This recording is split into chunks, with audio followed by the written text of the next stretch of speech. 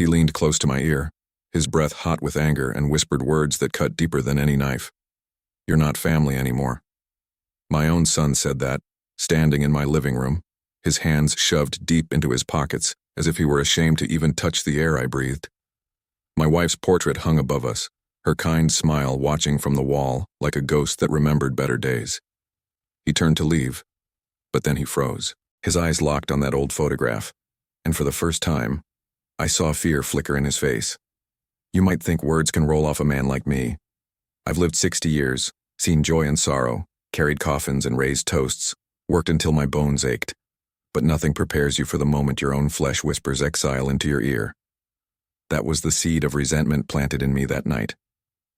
The photo on the wall, the one he stopped at, wasn't just an old frame. It carried a secret I had long guarded, a truth he thought buried with his mother. What would I do now that my son had pushed me out of my own bloodline? I'll tell you this much. When a man is stripped of dignity, humiliated in his own house by the boy he raised, he either breaks or he sharpens, and I was not ready to break. Have you ever lived something like this, where family turns their back on you when you least expect it? Share your story in the comments below and subscribe. More people deserve this strength. I should explain how we got there, though not with the long politeness of history books. My son's name is Daniel.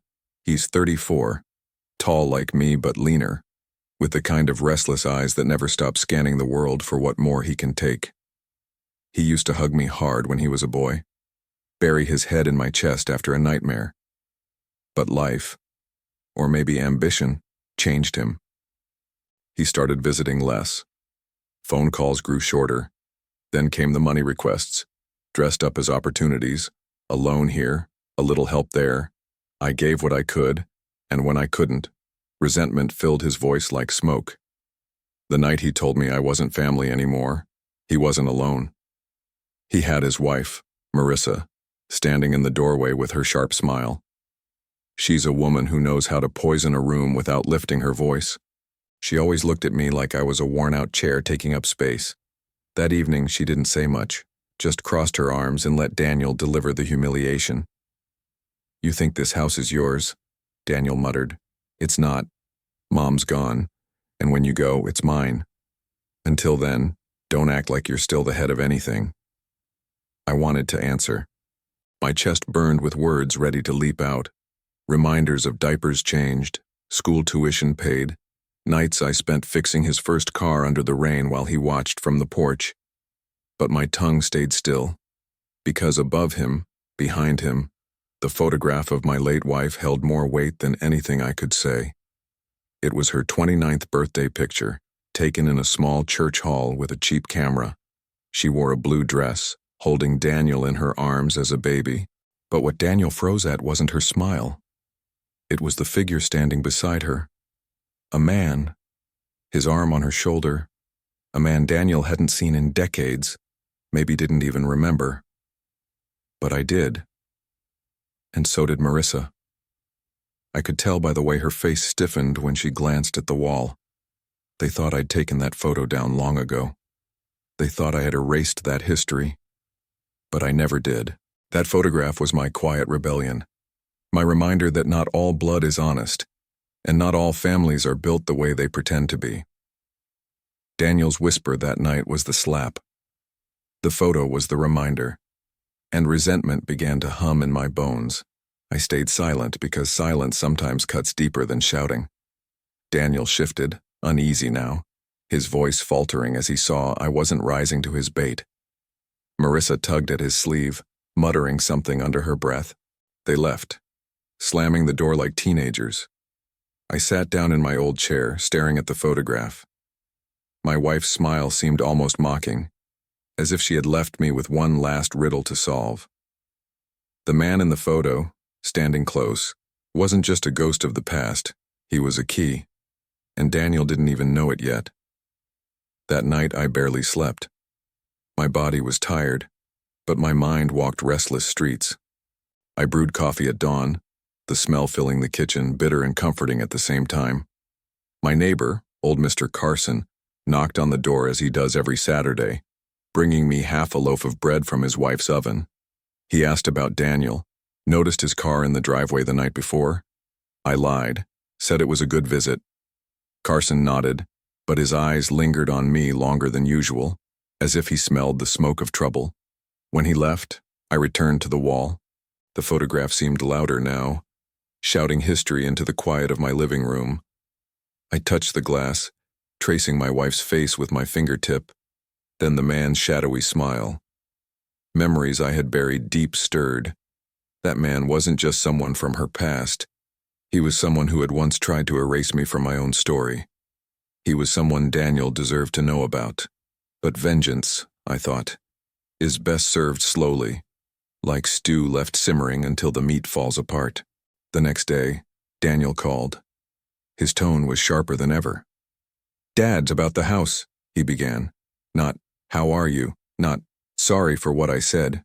Straight to the house, straight to the future where I didn't exist. I let him talk, words spilling out like a lawyer rehearsing his case. I said little, only and "I see." He grew frustrated. "Are you even listening?" I told him I was. And in that moment, I made a decision.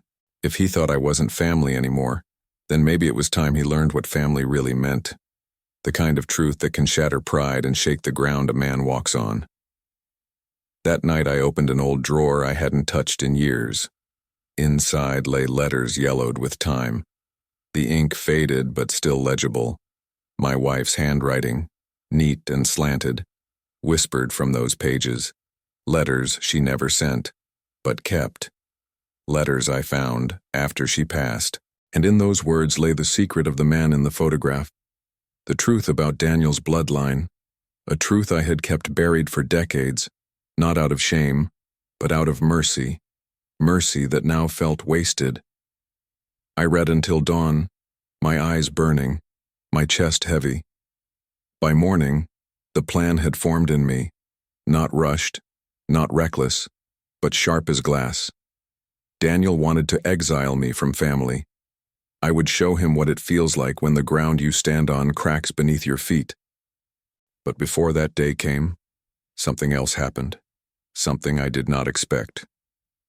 Marissa returned alone. She knocked, her knuckles sharp against the wood, her eyes cold but curious. "We need to talk," she said. Her gaze flicked to the photograph before settling back on me. "That man in the picture, Daniel doesn't know, does he?" Her voice carried both fear and hunger, like someone standing on the edge of a cliff, both terrified of falling and desperate for the view. I did not answer her question. Instead, I poured her coffee and sat across from her at the table, the letters tucked safely in the drawer. She sipped without sugar, watching me as if measuring how much I might give away. What she wanted, I realized, was power, and power always comes with a price. But what she didn't know, what Daniel didn't know, was that the man in that photo held the very key to undoing all their schemes. And when I finally chose to reveal it, the world they thought they owned would tilt. Marissa didn't stir her coffee, didn't even blow on the steam rising from the cup. She just stared at me, her eyes sharp, waiting for me to flinch. I leaned back in my chair, crossing my arms over my chest, and let the silence do the work. Silence has weight. If you hold it long enough, it bends the room, makes the other person nervous. She was the first to speak again. "Daniel thinks you're weak," she said, her voice low, measured. "He thinks you'll hand over this house because you're too tired to fight. But I know you've kept things. That man in the picture, who is he?" I let her words hang in the air, watching her shift slightly in her seat. She wanted control, but she also wanted certainty, and people desperate for certainty will reveal more than they mean to. I finally leaned forward, folding my hands on the table. "You want to know who he is?" I asked, my voice steady. "He's the reason your husband doesn't know the full truth about himself. He's the shadow your marriage sleeps beside every night." Her face tightened, but she masked it quickly. She sipped the coffee, forcing calm. "So you're saying Daniel isn't really—" She stopped, leaving the question half-born, afraid of the answer. I didn't give her the satisfaction. "That's not for me to say. That's for history to reveal." Then I pushed back from the table, leaving her with her thoughts, and walked into the living room. My steps were slow, deliberate. making sure she saw the drawer where I kept the letters. I didn't open it, not yet. But I wanted her to know that the truth was tangible, resting only inches away from my hand. She followed me into the room, standing by the photograph again. "If you don't tell him, I will," she threatened.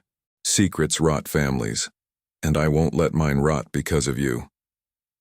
I laughed, a sound that surprised even me. It came out dry, like gravel rolling in my chest. "You think you're protecting your family, Marissa? You're protecting your position.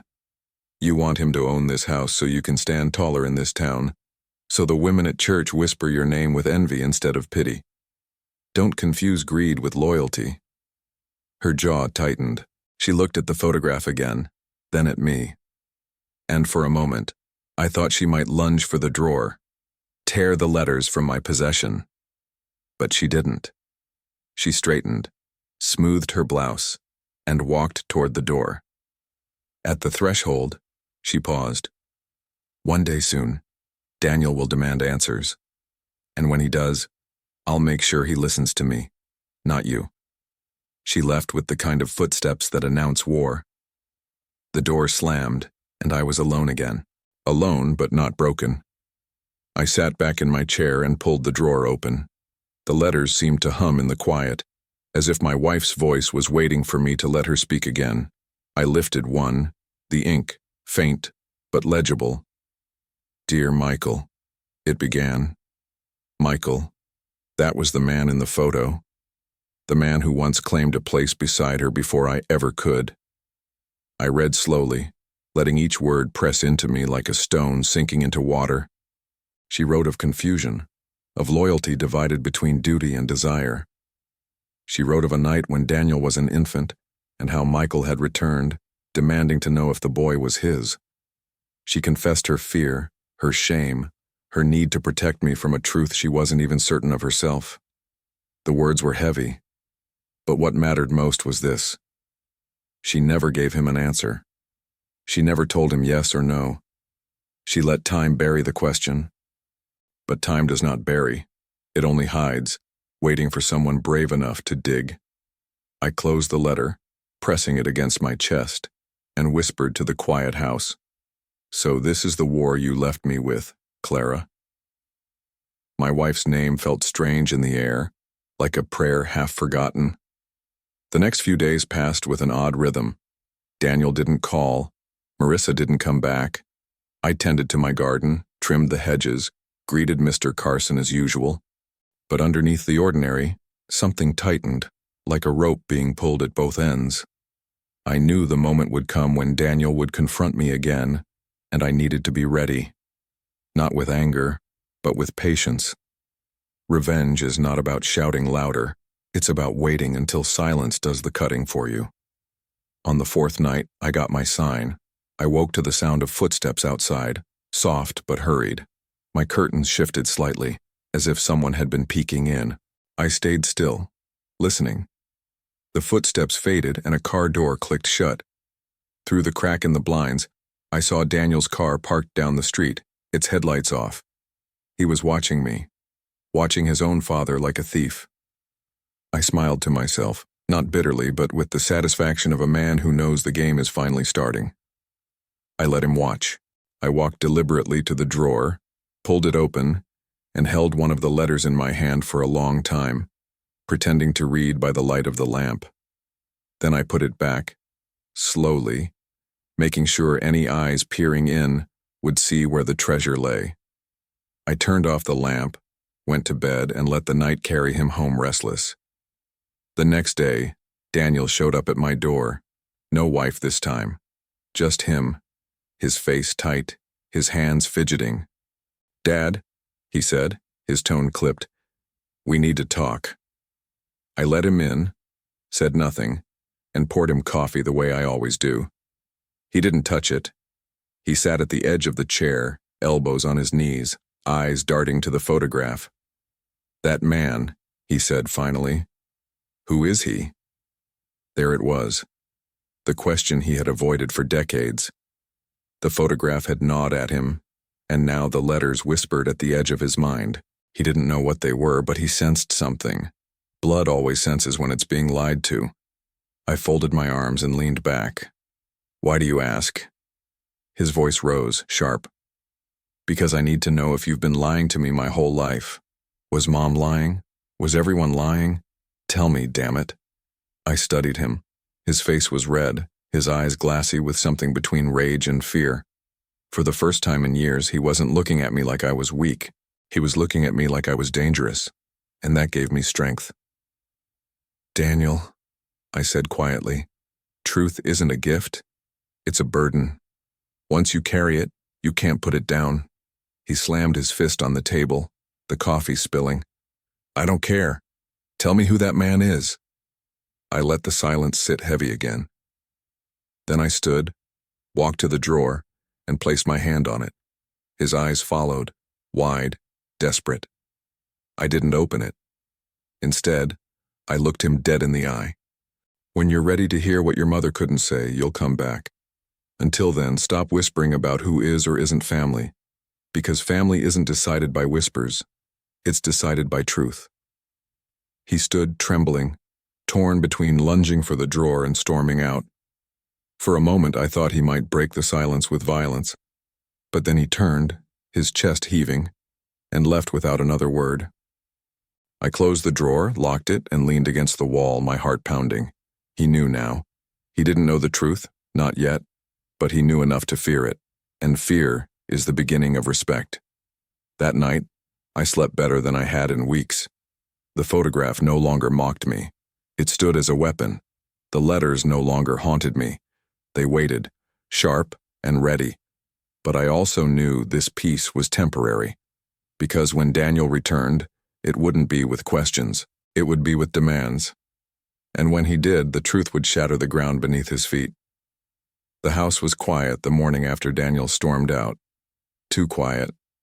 Even the usual birds that nested on the maple outside seemed to avoid my window. I brewed coffee and sat at the kitchen table, the drawer key resting heavy in my pocket. For days I had resisted opening the letters again, but that morning my hands shook with a need stronger than pride. If Daniel was coming back with demands, I had to prepare, not with fists, but with truth sharpened to a blade. I unlocked the drawer, slid it open, and pulled out the bundle tied with a faded blue ribbon. The paper smelled faintly of old cedar, like the chest where my wife used to hide Christmas gifts. I untied the ribbon and lifted one letter, then another, until I found the one that bled the loudest. The words were shaky, written in the early months of our marriage. "Michael came again," Clara had written. "He doesn't believe Daniel is yours.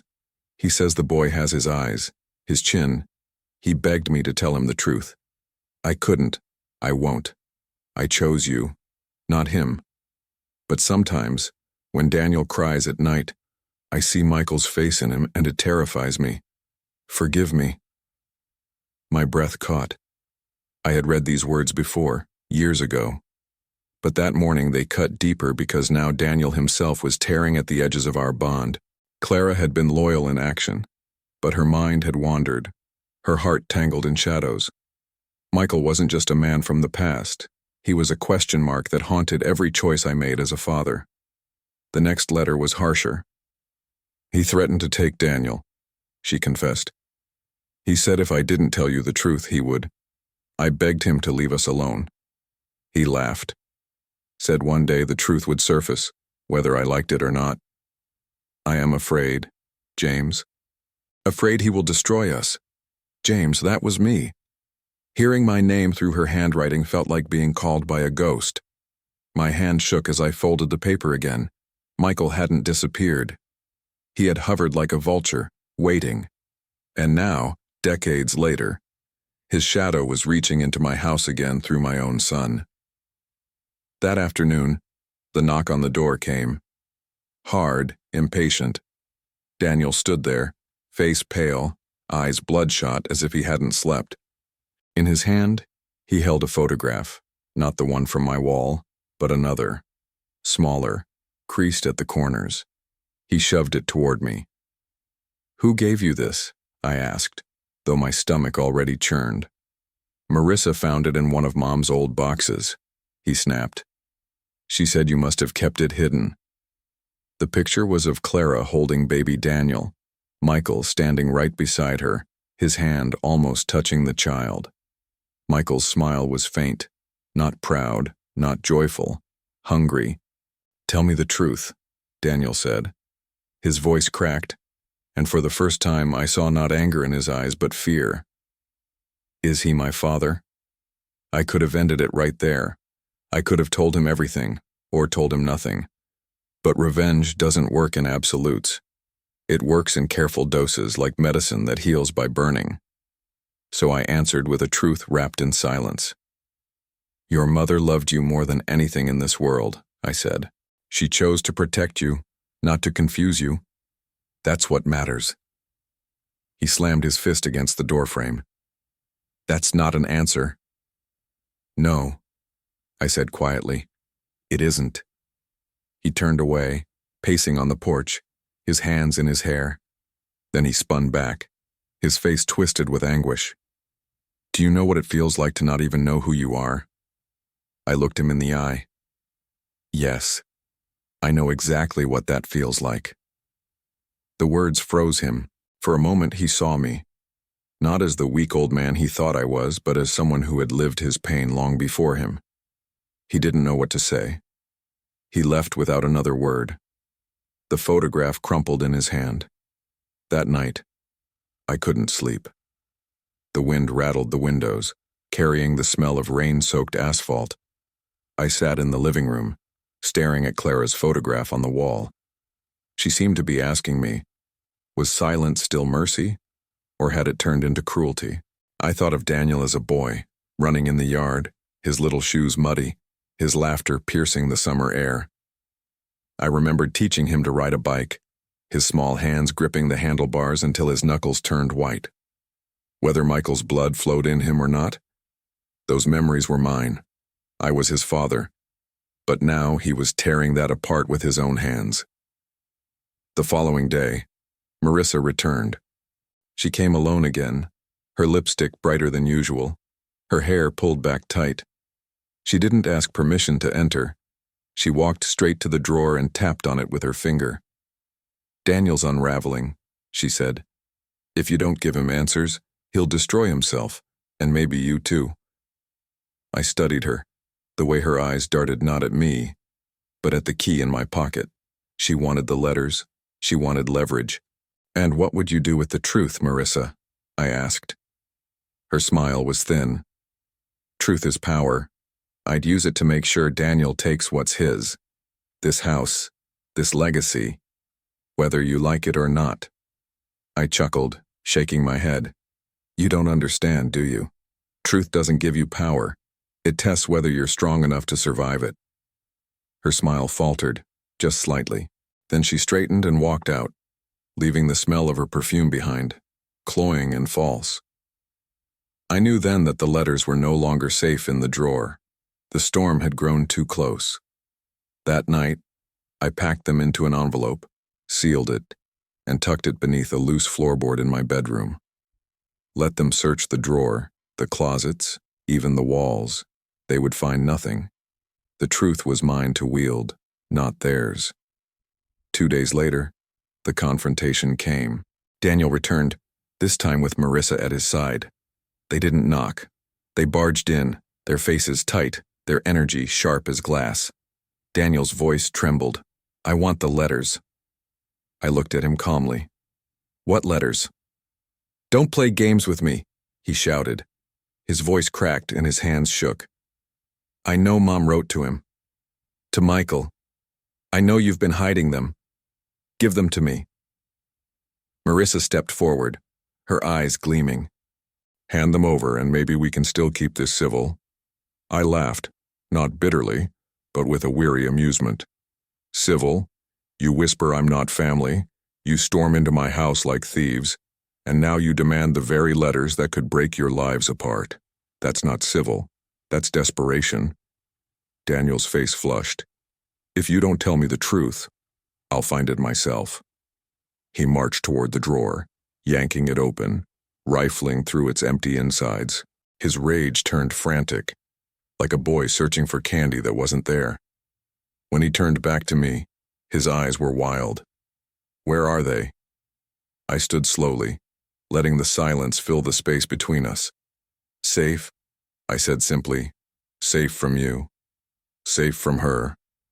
Safe until the time is right." Daniel's fists clenched. He was shaking now, caught between hatred and heartbreak. Marissa grabbed his arm, trying to steady him, but he pulled away. His voice broke as he screamed, "I need to know who I am." And that's when I said it, the words that landed like a strike of thunder in the room. Sometimes, Daniel, knowing who you are means accepting that you may never know who fathered you. Blood is a mystery. But love is a choice. And I chose you every damn day of your life. The silence that followed was heavier than stone. His mouth opened, closed, but no words came.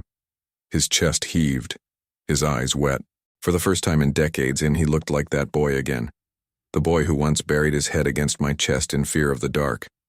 Then his gaze shifted to the photograph on the wall, to Michael's faint smile, and something inside him hardened again.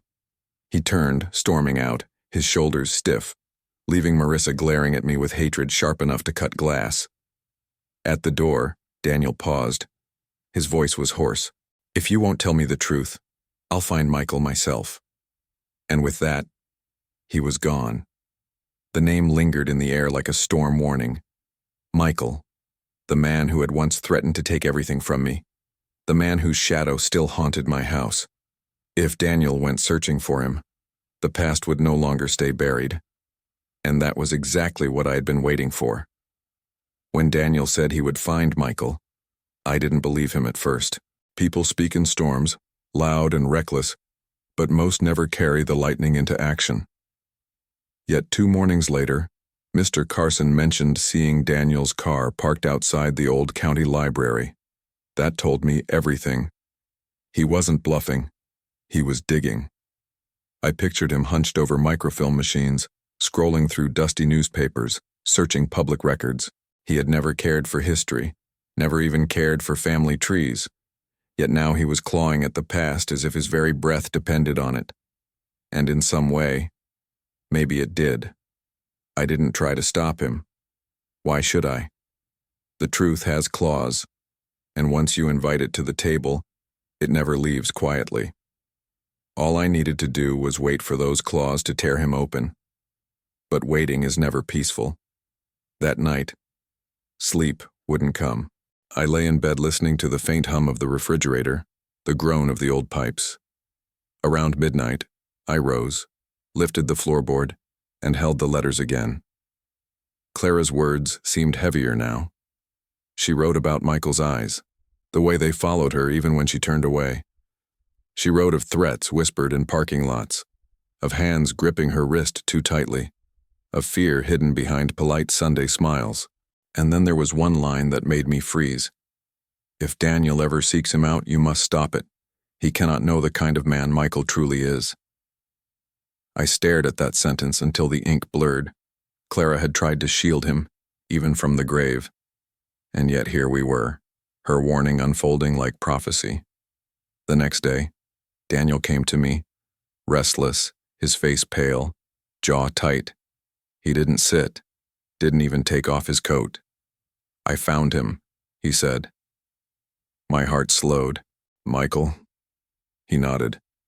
"He's living 2 towns over. Different name, but I recognize the face from the old photo. He runs some kind of car lot now. Shady-looking place. I'm going to talk to him." I should have stopped him. Every part of me screamed to grab his arm, to tell him Michael was poison, that nothing good could come of stirring that mud. But another part, the darker part, leaned back and let him burn. If Daniel wanted to taste the bitterness of truth, then so be it. Some men learn only through fire. "Be careful," was all I said. He left without another word, slamming the door. Hours passed like stones grinding together. I sat in my chair, staring at the wall clock, listening to its relentless tick.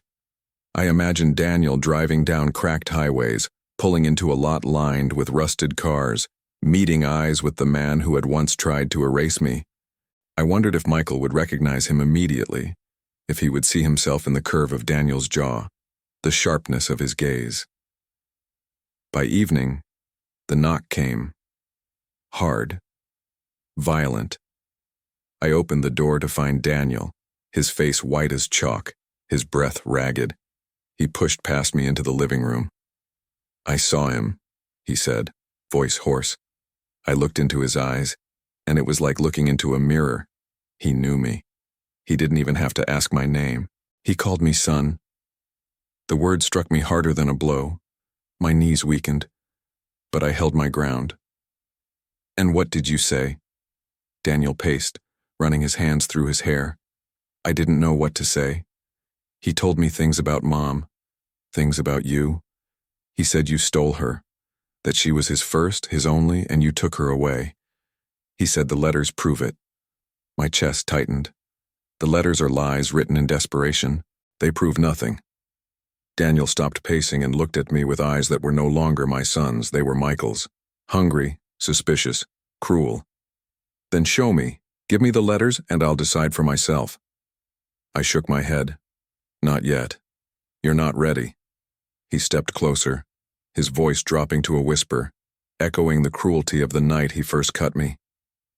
"Then maybe you're not my father at all." The words burned, but I did not flinch. Instead, I whispered back, "Maybe you're right. But whether Michael gave you his blood doesn't erase who raised you. And that truth, Daniel, is something neither of us can bury." He recoiled as if I'd struck him. Then he stormed out again, leaving the smell of his sweat and anger clinging to the air. That night, I sat in the dark, replaying his words. Michael was back, not in body yet, but in voice, in shadow, in Daniel's eyes. It was as if the man had been resurrected through the very doubts that Clara had feared. The following week was a slow bleed of tension. Daniel avoided me, but I heard from neighbors that he'd been spending time at Michael's lot, sitting in the office, talking for hours, laughing with the man who had once tried to take him from me. Every evening, I sat by the window, staring into the dusk, waiting for Daniel to come home carrying Michael's poison like a dog returning with fleas, waiting for the moment I would have to choose between silence and truth. It came one Saturday afternoon. Daniel arrived unannounced, his eyes bright, his voice trembling with something between excitement and rage. "I know everything now," he said. I stayed seated, my hands resting on my knees. "Do you?" He nodded. "Michael told me how you fought him, how you kept Mom from seeing him, how you made sure his son grew up calling another man father.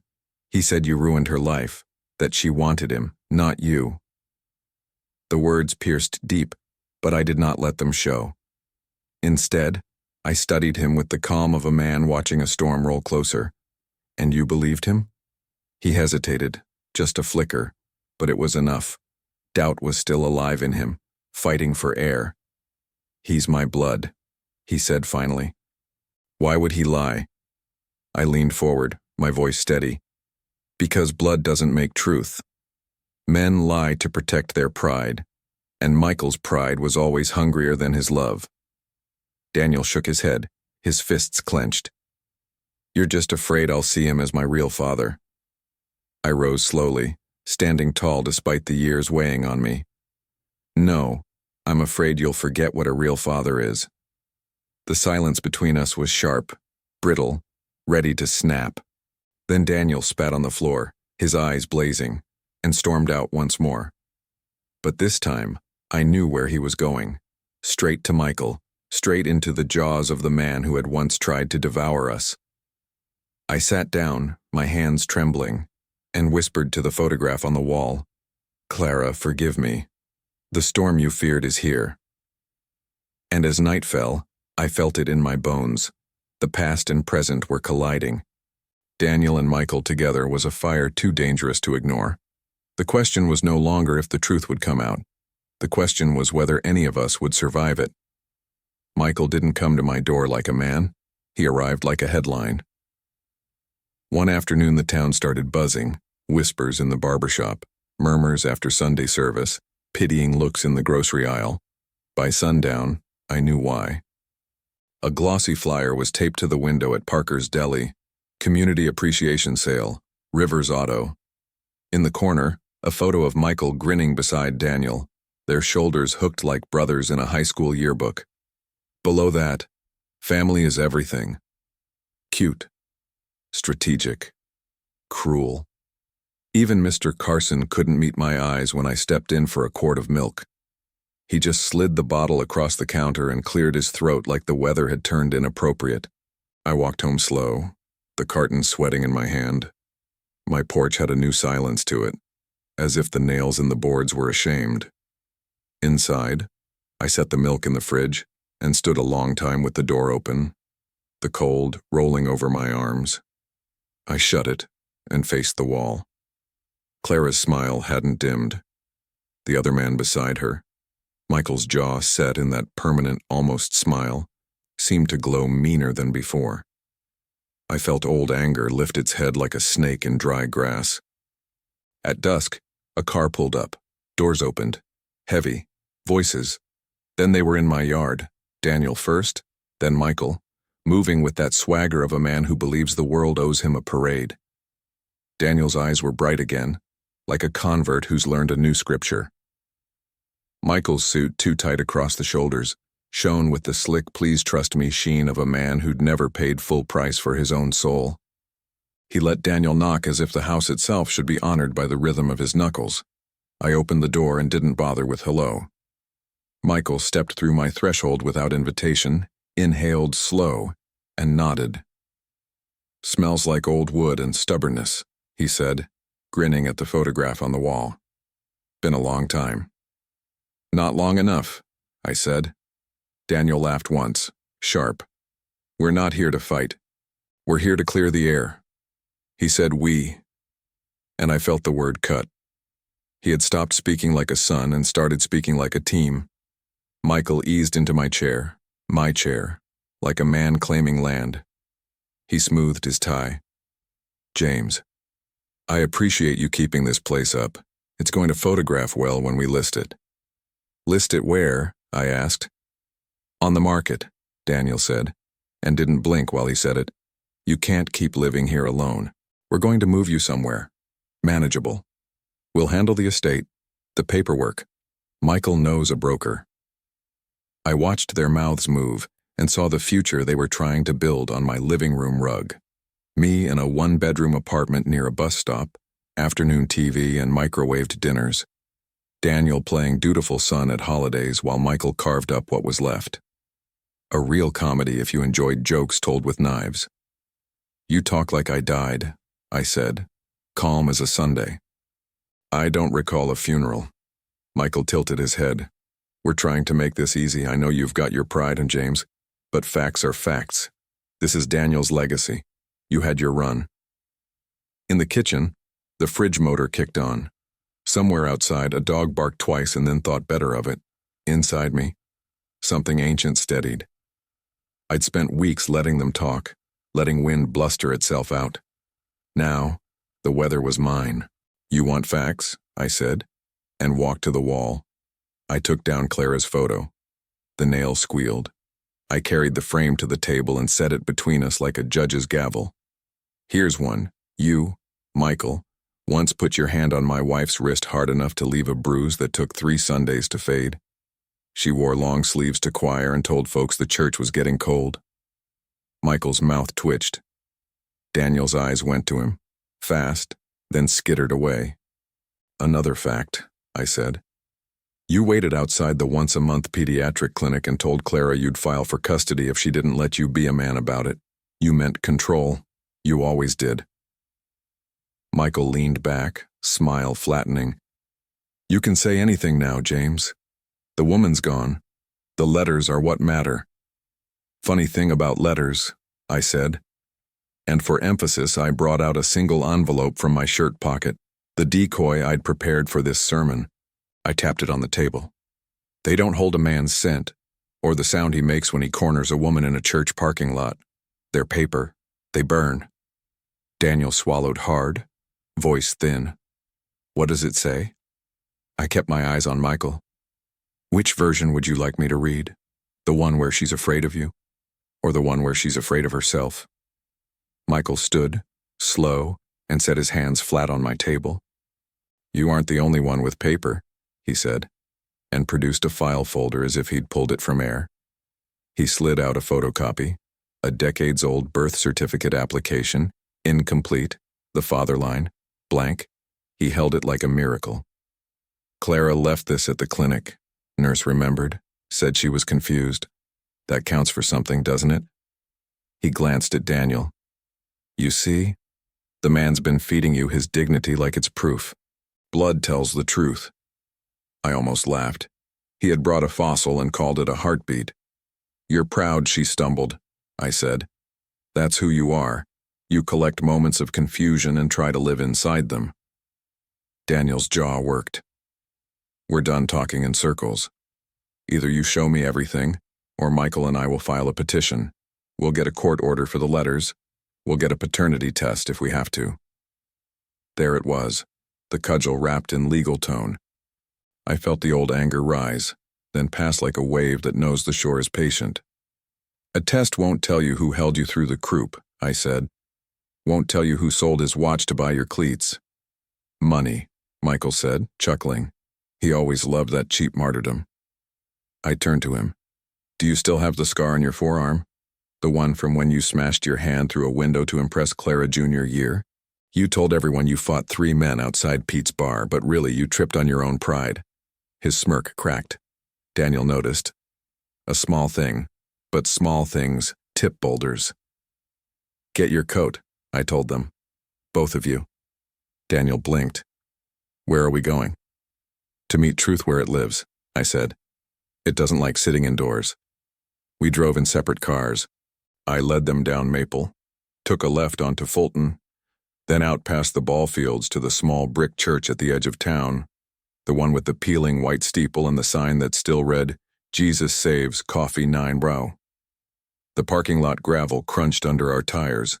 The air smelled of cut grass and dust. I unlocked the fellowship hall with a key. Deacon Harris never bothered to ask back from me after Clara passed.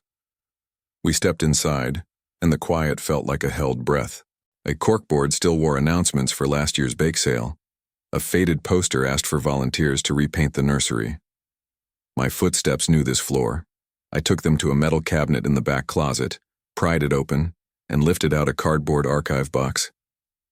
Clara taught Sunday school here, I said. You remember that, Daniel? You loved the goldfish crackers more than Jesus. He almost smiled, then remembered his loyalty. I set the box on the folding table and opened it.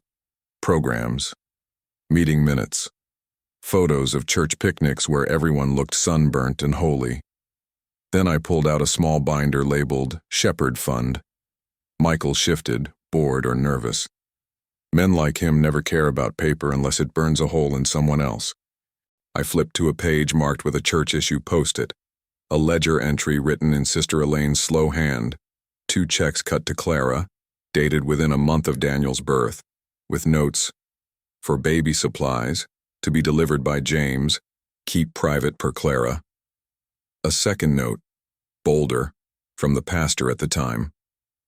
Remind Mr. Rivers, Michael, he is not to come on church property unaccompanied.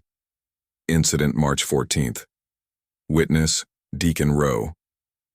Daniel read the line twice. Michael did not move. You threatened her here, I said softly.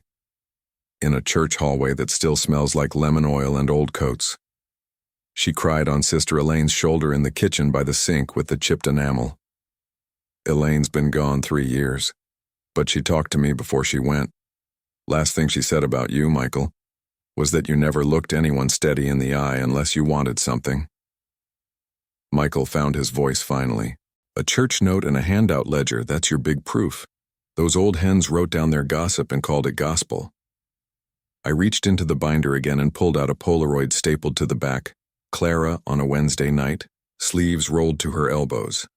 Smile tired but determined. Standing beside a donation crib stacked with diapers and bottles.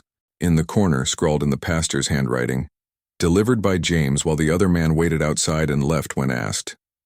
Date stamped clear as a bell. Daniel's breath stuttered. You weren't inside helping, I told Michael.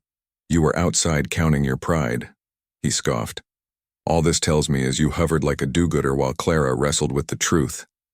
And you tried to wrestle the truth for her, I said. With your hands. For a heartbeat, the room held 3 versions of time at once. The night Michael sulked in the parking lot, the afternoon Sister Elaine wrote the ledger, and this moment where a grown son watched 2 older men sharpen their histories like blades. Daniel closed the binder. I still don't know whose blood I've got, he said, voice ragged. No, I answered. You know something harder. You know what kind of men raised their hands around you. One raised his hand to threaten. One raised his hand to carry. His mouth trembled. He turned and walked away to the window, stared at the rectangle of evening like it could answer him. Michael watched him carefully, measuring. A salesman in a sanctuary. Enough of memory lane, Michael said, and clapped his hands once, too loud in that quiet hall. Letters, James, or you'll find out how fast papers move when a judge's clerk likes baseball tickets. I nodded slowly, as if considering the threat for the first time. Then I smiled. There's a kind of smile men my age practice alone.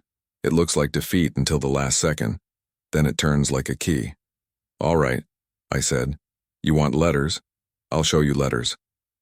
We left the church at dark and drove back to my house, headlights skimming over mailboxes and the hushed faces of porches. Inside, I moved without hurry. I lifted the floorboard and brought out the thick envelope. The real one this time, heavy with Clara's voice. I set it on the table. Michael leaned forward like a man nearing a slot machine. Daniel held still. You'll read one, I said, aloud, and you'll read it start to finish. No skipping the parts that cost you skin. I handed it, not to Michael, but to Daniel. He glanced at the first line and swallowed. He read. Clara's handwriting rose into the room like a tired hymn. She wrote of doubt. Yes, she wrote of loving a man she couldn't trust, and trusting a man she had promised to love. She wrote of fear in grocery aisles, of Michael's temper and apologies that came with gifts he'd borrowed money to buy. Then came a sentence that bent Michael's grin. When James showed up with formula the night you pounded my door and shouted through the wood, I knew what the word father meant. Daniel stopped. The paper shook in his hand. He went on. If ever the boy seeks you, I beg mercy, for he will be my son by love even if blood says different. But I cannot trust your mercy. I trust James's. The room shrank to the rasp of Daniel's breath. Michael laughed, but the laugh was wrong, thin at the edges. She was confused, he said. She wrote that in a moment. She wrote that across years, I answered. Some moments take their time. Daniel lowered the page. There are more, he whispered. Plenty, I said. Enough to make any judge sigh. I let the quiet build. There's something else too. I slid a small, velvet-lined box across the table and opened it. Inside lay a pocket watch with a cracked face and an engraving you had to squint to see. To J, for showing me what a man is. C. Michael stared like the watch had spoken an insult. That was your mother's wedding gift, I told Daniel. She saved 2 months of tips from cleaning houses. Gave it to me the night you slept 6 hours straight in a row and we felt like royalty. She asked me to fix the nursery ceiling fan that kept clacking. I did. I still do. I held Daniel's eye. When you started 3rd grade, you cried because your teacher said your handwriting looked like a chicken fight. I took you to Dairy Queen and we practiced on napkins till she apologized. Your mother laughed and said we'd staged a revolution with curly fries. The memory landed. I watched him feel it. The weight of concrete days you can't buy with blood. Michael saw the shift and lunged with his last product demo. Daniel, he said, chummy soft. None of this stops the truth. We can run a test tomorrow. We'll settle it. We'll set up the sale and put this behind us. We'll take care of... You'll take care of what? I said. Your lot? Your debts? I looked up court records last week. I let my voice stay mild, neighborly. 3 complaints about odometer rollbacks in your county. A small claims judgment from a woman named Turner who bought a Civic that cried oil. A lien you settled with a balloon payment you probably charmed out of a lonely man who talked too much at your desk. Michael's silence was a startled animal. Daniel's head snapped back to him. Is that true? Michael recovered his smile. Competitors lie. Papers smear. He's trying to save you, I said to Daniel, and didn't blink. From men who call themselves fathers when the pitch goes well. Michael straightened, eyes hot. All your church notes and dusty stories won't matter when paperwork starts moving. You're old, James. The world belongs to men who act. I fully agree, I said, and slid one final paper from my pocket. A notarized document, fresh ink, signed last week while they were busy printing flyers. I let Daniel read the header, transfer of property, deed of gift to community trust. He read the first paragraph and looked up, stunned. I gave the house to the church's community trust, I said, with a stipulation that I live here until I don't. After, it becomes transitional housing for fathers trying to get their feet back under child support. Men who sleep in cars and scrub their faces in gas station sinks to see their children. Your mother loved the idea. I loved her. So I did it. Daniel's mouth opened. You gave it away? I kept what mattered, I said, tapping my chest. And I set a table for men who will need a chair more than either of you need a trophy. Michael's voice went hoarse. That's theft. It's generosity, I said. Legal, witnessed, filed. You want to fight it? Bring your baseball tickets. He lunged for the deed. I slid it back, slow. You can't sell what isn't mine and isn't yours. Daniel stared at me like I'd rewritten the rules of water. Anger, confusion, admiration, loss, they all moved across his face like clouds inside a minute. He looked at Michael, and something important didn't return when their eyes met. This was never about you, Michael said to me, pointing. It's about him. It always was, I said. That's why you lose. The room held its breath. The porch boards creaked like an old ship. Somewhere in the neighborhood, a teenager's bass thumped 2 beats, then cut. Daniel set the letter down and pressed his palms to the table like a man steadying himself for the first honest stand of his life. Then he said, barely above a whisper, I want the test. I nodded once. All right. Michael grinned, victory flashing in his teeth. Good. Tomorrow, 10 a.m., I'll drive. No, Daniel said. He'll drive. And he pointed to me. Michael's grin froze. We booked the appointment that night, the clinic receptionist's voice polite and robotic, as if identity could be organized in 15-minute blocks between flu shots. When I hung up, Daniel rubbed his face like a man who'd sanded it by hand. Michael took a long breath, checked his watch, and forced a laugh that died on the first step. Tomorrow decides everything, he said to Daniel. Sleep well. Tomorrow decides something, I said. Not everything.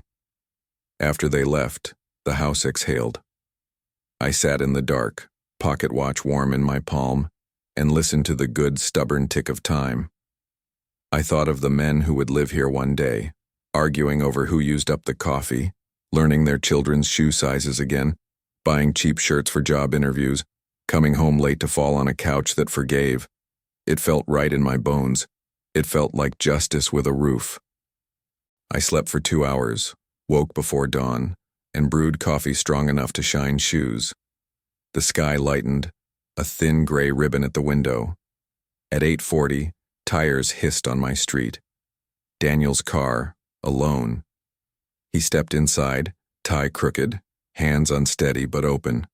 Michael was late, or he was playing late to own the room when he arrived.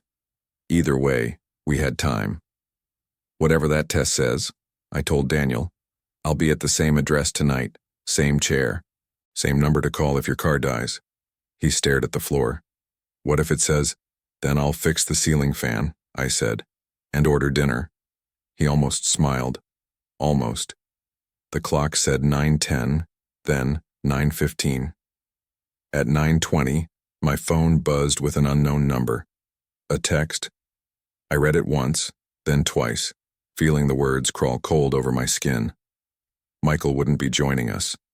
He'd already taken his sample. Not at our clinic. At a lab he'd chosen yesterday. And the results, according to the message attached, would arrive by noon with a statement he'd drafted for the public. Our church, the barber shop, Parker's deli window. Daniel's face went white when I handed him the phone. He read, swallowed, and looked up at me like a boy knee-deep in river water as the current rises. What he found in the attached file would change everything forever. Daniel's hand trembled as he held my phone, eyes fixed on the attachment. He scrolled once, twice, his lips moving as he read. Then he exhaled, ragged and sharp. It says Michael is my biological father. His voice cracked on the word father. The kitchen felt colder than a grave. I could almost hear Clara whispering from the photograph still hanging on the wall. Be careful, James. Daniel shoved the phone back at me, his face pale, eyes wide with a mixture of triumph and despair. You see, he was right. All along. I stayed seated, fingers folded calmly on the table. You believe a message from a man who's lied all his life, who rolls back odometers and sells dreams that rust by winter. He slammed his fist on the table. It's proof. A test doesn't lie. I leaned forward, my voice steady, slicing the air with patience. Tests don't lie, Daniel. But men do. And Michael picked the lab, wrote the statement, and sent the message before the sun was up. Does that sound like truth or strategy? He froze, the thought cutting through his storm. I could see the gears turning in his head. So you're saying it's fake? I'm saying, I replied, that a man desperate enough to steal your identity will forge paper if it keeps him king for one more day. Before Daniel could answer, my door shook under a heavy knock. Michael didn't wait for permission. He pushed his way inside, grinning wide, a folded paper in his hand like a winning lottery ticket. Hot off the press, he said, slapping it on my table. Certified. Stamped. Daniel, you're mine. No more doubt. The whole town will know by tomorrow. I didn't touch the paper. I let Daniel stare at it, let him see the gleam in Michael's eyes, the gleam of conquest, not love. Then I spoke, low and sharp. Strange how fast you move for a man who says he only wants the truth. Strange how the first thing you think to do with it is parade it through town like a trophy. Michael laughed. Truth deserves light, and this light will burn you, James. I stood slowly, letting my age show in my posture, but keeping my voice strong. Truth doesn't burn the man who lives with it. It burns the one who's hidden from it. Daniel looked from him to me, torn in half. His jaw trembled. Why would Mom stay with him? He whispered. If this was true, why would she marry you, raise me with you if Michael was my blood? I stepped closer, my eyes fixed on his. Because love isn't measured in DNA. It's measured in diapers changed, in night shifts worked, in a man fixing ceiling fans and buying cleats. She chose me. Every day. She chose you through me. That's what a father is. Michael snorted. Pretty speeches won't change paperwork. But Daniel wasn't looking at the paper anymore. He was looking at Michael. Really looking. At the way Michael's tie was loosened, his shoes scuffed, his grin hungry. He was seeing, maybe for the first time, the salesman behind the father mask. I decided then it was time to end this war. I walked to the cabinet, pulled out the envelope of letters, and set it on the table. Daniel, you want proof? Read them. Everyone. Out loud if you need to. You'll see the truth isn't in a lab result, it's in a life lived, in a woman's words written with shaking hands. Michael reached for the envelope, but I slapped my hand down on it hard enough to rattle the table. Not you, I said. You've stolen enough voices. This one belongs to Daniel. The room held still. Daniel picked up the envelope with both hands, his breath uneven. He read, One letter, then another. His lips moved over words about Michael's threats, his anger, Clara's fear. Then the letters about me, her gratitude, her relief when I stepped in, her love that grew steady even when her doubts tried to drown her. By the third letter, Daniel's tears hit the page. He dropped the envelope, pressing his palms to his eyes. "She loved you," he whispered. "She really loved you." Michael shifted, his smirk gone, his face pale. Letters are just feelings. Science is fact. He's mine. Blood is blood. Daniel lifted his head, his eyes red but sharp. Then why did she write she couldn't trust your mercy? Why did she beg him to protect me from you? Michael had no answer. His mouth opened, closed, but no words came. I stepped closer, my voice like steel wrapped in velvet. "You lost her 35 years ago, Michael, and you just lost him now." Daniel stood, his shoulders square, his eyes steady on Michael. "You're not my father. You're just the man who haunted my mother." The silence after that was thick, final. Michael's face twisted. Rage, humiliation, disbelief. He grabbed the forged document, crumpled it in his fist, and stormed out of my house, slamming the door so hard the frame shook.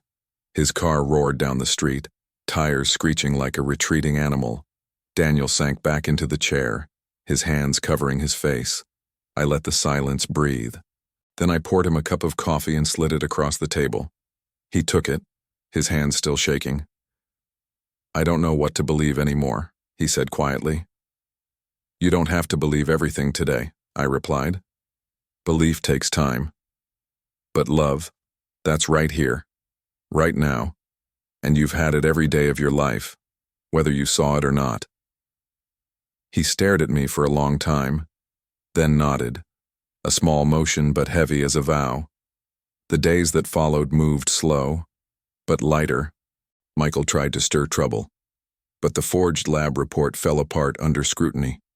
The church records, the letters, even neighbors' memories painted him for what he was, a man who mistook hunger for fatherhood. By the end of the month, he was gone from town, his car lot closed, his name a whisper people used only in cautionary tales. Daniel visited more often, not with demands but with questions, real questions, about his mother, about my life, about the lessons I'd tried to teach him. One evening he brought his own son, my grandson, and watched as the boy climbed into my lap, tugging at my beard, laughing the way Daniel once had. For the first time in years, I saw Daniel smile without bitterness. As for me, I kept the letters locked away, not out of fear but out of respect. They weren't weapons anymore. They were reminders of pain, yes, but also of survival, of the choices that define a man beyond blood. And Clara's photograph stayed on the wall, her smile steady, her eyes kind. When I looked at it now, I didn't see the shadow of Michael anymore. I saw a woman who chose love over fear, who trusted me to finish the fight she couldn't. In the quiet of my house, I whispered to her one last time. "We won, Clara. He tried to take everything, but he lost, and your boy knows who raised him." I leaned back in my chair, the weight of years pressing down, but my chest felt lighter than it had in decades. "And you, tell me this. If your own family whispered you weren't one of them anymore, would you have the courage to fight for the truth?"